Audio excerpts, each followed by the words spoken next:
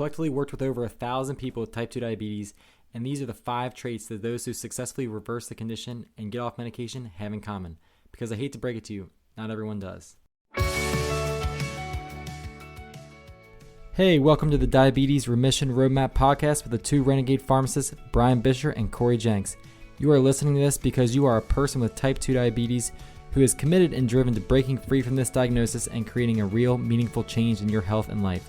In these episodes, we're here to help you ditch the scripts with doses of unconventional wisdom on topics such as fitness, nutrition, medication, mindset, and more. So without any further delay, let's dive right in. Brian, there you are again. Welcome back, and welcome to all our listeners. It's so nice to be here. Second episode of the new year, 2025. Here we go. Yeah, let's do this, man. I'm excited to be in a new year. It's that fresh start mindset, right? And I think we might have some things we're going to talk about related to that. But first, I just want to say, how was your new year, Cory? It was it was interesting. So you might know that Brian and I each have 3 little kids, and on New Year's Eve, one of mine developed a GI bug. So we did not do much for New Year's. Not that we had big New Year's Eve plans. We just kind of hung around the house, got some chores done. We've been doing a lot of clearing out of old crap in the house, and that's been like a great metaphor for getting rid of old crap so that the new greatness can move in, so to speak. My wife and I, big nerds, we updated our net worth every New Year's Eve. We sit down and update our net worth. So for you finance nerds out there, that's how we spend it. And we were asleep by 9 o'clock. How about you guys? I don't even know how to calculate my net worth. Maybe you can teach me that someday. But we actually welcome back to the Diabetes Remission and Finance podcast. Just kidding. Yeah. So we did an early child celebration of New Year's, and we invited several families over. In total, about 30 people, including all the kids. And so, needless to say, it was a little wild here. But we did an early New Year's Eve celebration. So it probably was midnight in the Atlantic Ocean, and here we celebrated just like it was midnight. So did a little countdown on the TV, the tube, and gave all the kids, regrettably, one of the loud blowers. So next year is going to be the ones that kind of roll out. They're more paper and make less noise. Yeah. So we learned that lesson. But it was the noise-making ones. And so it was pretty much a competition to see which kid could blow into it the loudest. What a fun memory. And what a different New Year's Eve that we had. My ears are still ringing, by the way. No, I'm just kidding. I think that's probably just my rant from the last episode that's ringing in your ears. So, well, I'm thrilled that you had a fun New Year's. Like, not that we didn't have a fun New Year's. It's just the reality of life. Like, kids get sick, and you got to be able to roll with things. And so here in 2025, Brian and I have years of experience as pharmacists helping patients with their diabetes.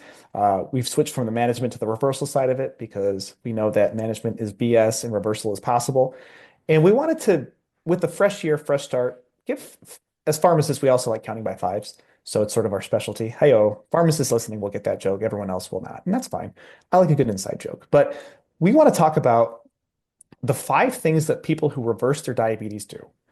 Because we want you, if you have diabetes and you're listening to this, we want to give you the tools to make those changes. So, Brian, I feel like with the top 5 list, it's good to start at number 1. Or is there, you had a look on your face. Is this going to be like eat less, move more type of stuff? Are we going to be talking about? We're actually going to give advice that works, Brian. Oh, okay, cool. I like that. And so I think if you're expecting tactical, like, how many carbs should I eat? How many minutes of exercise should I get? That's not what you're going to get on this list. Because the reality is every person, every patient, everybody is different, and they've had different experiences with food, exercise, weight, diabetes, their interactions with the healthcare system. So to give some generic and, dare I say, terrible advice like eat less, move more that has shown to be wildly ineffective would be an insult to our audience, I think, Brian. So I agree. We're gonna go a little higher level here today. And the first thing that I've noticed in patients that reverse their diabetes is they get angry and they take agency. That's like it's a combined like 1A, because they have been told these terrible pieces of advice. They've seen their blood sugars rise. They've seen the number of medications they take increase, and they get pissed. Or they go to the doctor with a new diagnosis, and the doctor says, we have to start you on an insulin injection with no discussion, no back and forth, no shared decision making, just the dictatorial doctor decreeing that you shall have to take this insulin. And the ones that get angry often are the ones that then, instead of farming out with pH their care to medicines, big pharma eating out their medicines, they decide that they are going to take control of their health. And so, I mean, I can name two patients in the last month in my clinic that were told they need insulin A1Cs in the teens who met with me. I gave them the option of not taking insulin, and they changed their diet, they changed their lifestyle, and they brought their A1Cs down into the single digits. So they So get pissed and they take control. let me ask you this. What do you think it is about them, the way they're thinking, that is making them get pissed? I think that they saw the reality, like there's literally the pain of injecting insulin. They're like, I don't want to have to be tethered to this medicine. I think they get a little pissed at the healthcare system because the doctor talks to them for like 3 or 4 minutes, or you get a medical assistant calling you saying, "Oh, your sugars are dangerously high. We're sending you a medicine, start it." And there's no discussion. It's like when a parent tells a kid, because I said so, and nothing Mm, pisses a kid off more than when the parent's like, why? Because I said so. And sometimes as a parent, I got to go that direction. But like they're not given the choice in their care, and it just feels like their health is like fluttering away from them. So it pisses them off that now they're out of control with their own blood sugar and health. yeah, and I'm wondering now, like, what's the alternative? Like, what are other people doing? They're just like getting complacent. They're like they feel helpless. What do you think They is feel going on it's there? I think it's learned helplessness because they've gone to the doctor for years. They've followed the advice, eat less, move more, take this medicine, and they hear that type 2 diabetes is a chronic progressive disease, and you're probably going to take pills for a while, then you're probably going to have to take insulin. And they're just like, and they see family members who've had gone down this road, and they just sort of like, or they shrug their shoulders and say, well, I guess I have no control over this. And they just their mindset is such that they will not believe that they can take control of it. And it's sad. It's the whole you can lead a horse to water, but you can't make them drink. Like Yeah. you can talk till you're blue in the face, but until someone wants to make that mental switch, then they don't want to take agency. They put their health in the responsibility of the healthcare system. And then when they get sick or things go bad, they're usually the most angry at the healthcare system and blaming Mm. others for how the insurance won't cover this med. I couldn't see the doctor. The pharmacy didn't have my, there's a back order. I couldn't get my medicine. And I'm like, yeah, that really sucks, but there's another path where you don't have to rely on that, but they don't want to hear it. Yeah, it's the victim mentality a little bit. And Yeah, let's get to the next thing because I think this really is something that interests me is what you want to introduce this one or you want me to talk about it? you know what? I do a lot of talking, Brian. I really want you to give the chance to give us Oh, number thank you, two. Corey. Plus, Appreciate it. we've had enough number two in our house with our sick kid. So Oh, yeah, you're probably tired of number two. So yeah. I'll take the opportunity here. So get curious. And so instead of just buying into all the crap that Corey was talking about before, like just listening to your doctor, letting it just be outsourced there and just not asking any questions, right? That's Hmm. the biggest thing is you want to start asking questions. Well, why do I have to take this? What's going on in my body? Hmm. Or if they can't give you that answer, you need to find someone who can give you that answer, right? Hmm. Because this is not normal. It is obviously this is a problem that has been snowballing. It has been growing for the past decade or so, and it's like all of a sudden, why is this happening to us? And so you just have to get curious and like start asking questions and get to the bottom of it because there is a root cause. And what do you want to add to this second step here people should take? Well, I think the patients that are like, well, why do I need to take insulin? Oftentimes I'll ask someone who's had diabetes for years, I'll ask, do you know why you have diabetes or what's causing your diabetes or what the process is that's leading to this? Or someone who's been on insulin, and I'll ask, did you know that insulin causes weight gain? And they're like, no one told me that.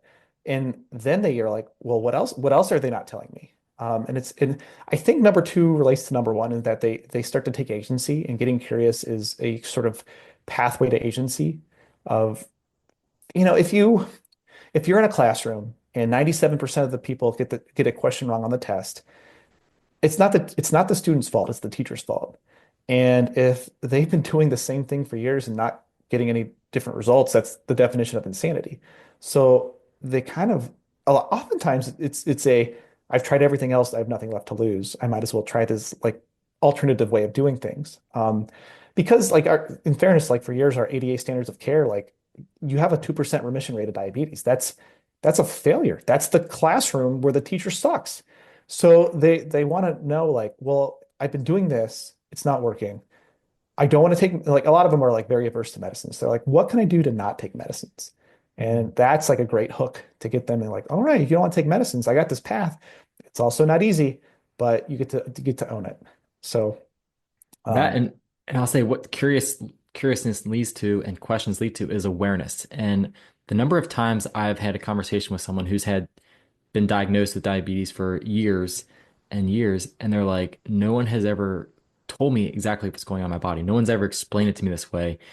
And like this makes so much sense. And once they can start understanding the actual happening in their body, they can then see how the lifestyle changes, how the habits make sense to do those and how they're actually going to fix them. So I think once you feel empowered to have control over it, because I think mhm. these go hand in hand, right? If you feel disempowered, you have no control over what's going on, this is a chronic progressive disease, then you're less likely going to want to take agency and ownership over something versus if you get curious, maybe even get curious is the first step here because you're like, okay, now I'm getting curious. I understand that there's something I can do about this. Now I'm going to take agency and ownership and get pissed about this. So the first two, either way, they go hand in hand.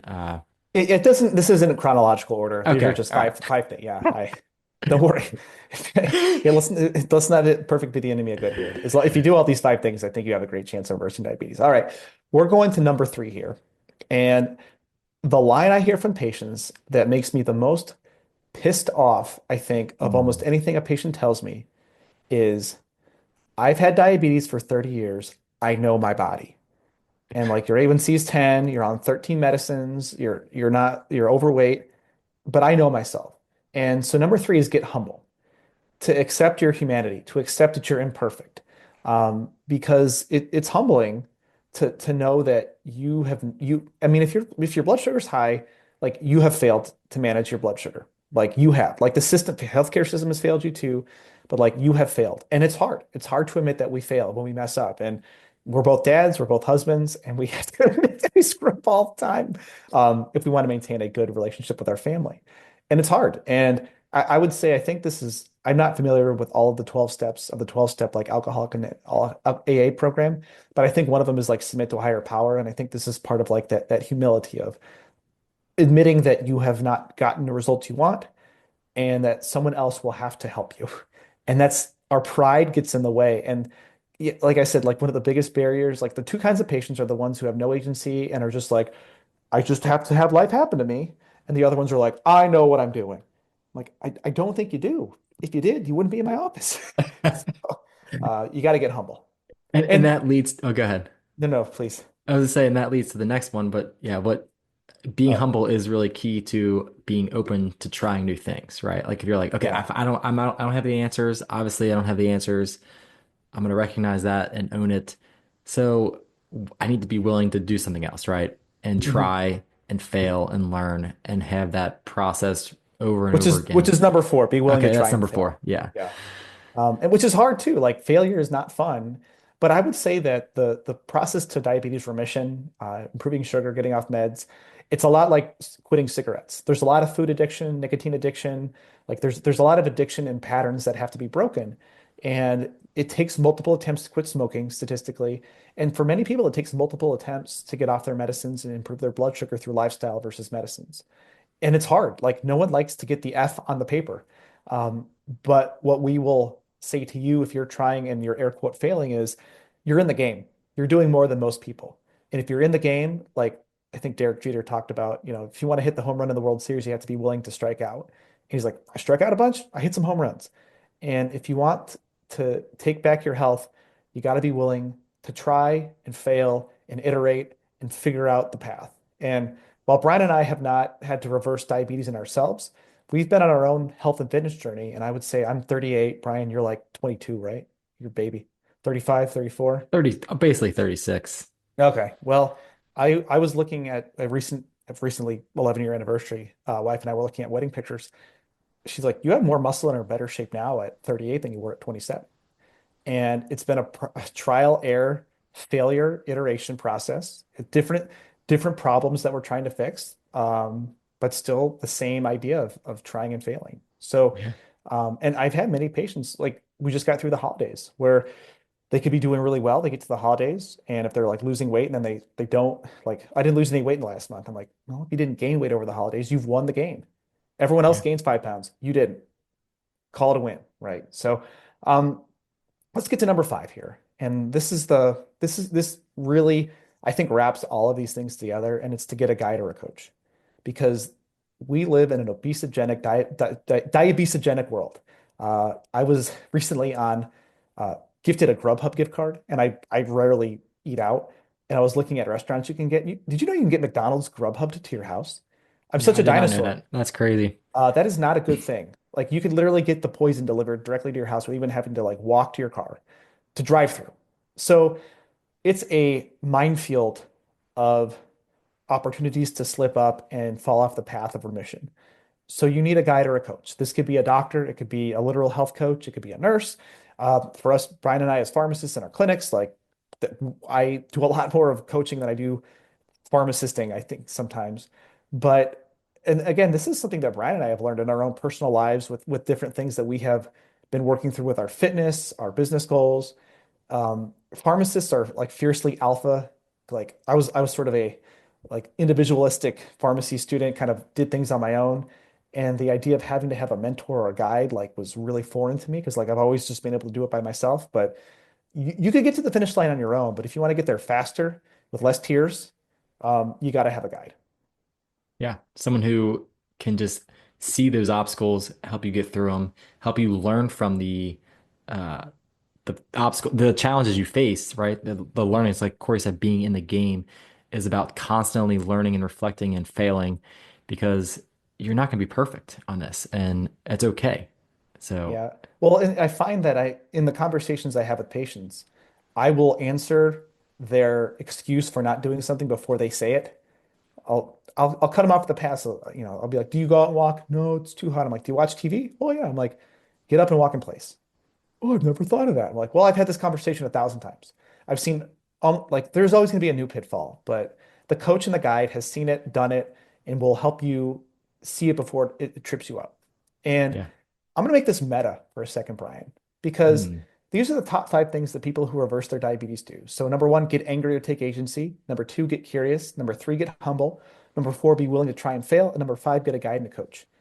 You know what 5 steps we took when we started actually reversing diabetes in patients? We got angry, we got curious, we got humble because we've been failing our patients. We tried and failed multiple things, and we've had our own guides and coaches. Yeah. So we have walked these steps too in a meta way. So if you're listening to this and you're ready to make 2025 the year that you kick your medicine, kick your diabetes to the curb, do these things. And I think you will find that success will find you much more quickly and easily than if you try to be a one man wolf pack Yeah. or one woman wolf pack. And as much as we'd like to help you, there are plenty of people out there that are on the same mindset and approaches us to helping people reverse their diabetes, get to the root cause, not just manage it with medications. So I know personally a couple pharmacists who are doing this, and that's actually who inspired me to take this leap of faith and be like, you know what, this is what I'm meant to do.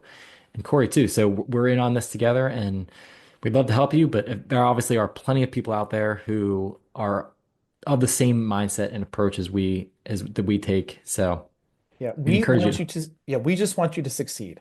yeah, Whether it's with us helping you, whether it's with someone else helping you, we don't care. We want to see the number of people with diabetes today, and then in a year, we want to see it less, and the next year less. Because it's not just about blood sugar and being on medicines, it's about taking back your birthright to vitality and health in life. It's about being strong for your family and your friends. Um, and if you're ready to take that leap, whether it's with us or someone else, let this be the year because it can be done. And I think one of the biggest barriers I'll end with this is thinking that you're alone and there's no way I can do this. And the best thing you can do is to be around other people who've walked in your shoes, who've done it. It's like Roger Bannister running the 4 minute mile. Everyone thought it was impossible. He breaks the 4 minute mile, and then within a year, a bunch of people had broken the 4 minute mile. yeah, If you think you can't reverse diabetes, talk to us or talk to other people who've helped people reverse it, and you realize there's a lot of people out here doing this, and you want to be part of that group. Trust me. yeah. You got to raise your belief, the Yeah. belief that it can happen, and Mhm. you got to start believing it's going to happen, and then it will happen. Hmm. So, Yeah. Also, number six, don't believe, just eat less, move more. That's way too generic. yeah. So if there's more to it than that, there's more nuance. So we hope you have a strong, awesome 2025. We have so much fun making these episodes. If you found it inspiring, helpful, drop a comment, send us an email, and we'll look forward to you on the next episode. Yeah. Lots more to come in 2025, guys. Talk soon. Thanks for listening. Now go ahead and hit that subscribe button so you don't miss a single episode. And you can join us on the journey and roadmap to remission.